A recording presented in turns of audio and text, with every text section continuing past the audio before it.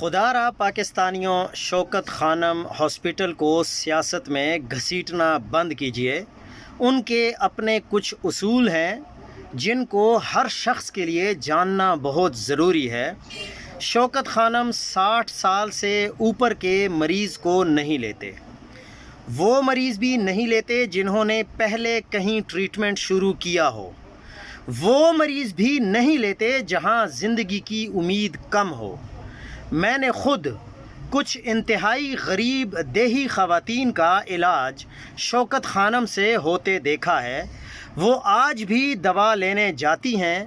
علاج تو جتنا بہترین ہوتا ہی ہے، لیکن جو عزت، وقار اور توقیر انہیں دی جاتی ہے، کبھی اس پر بھی کچھ رپورٹ کرنے کی ہمت کریں۔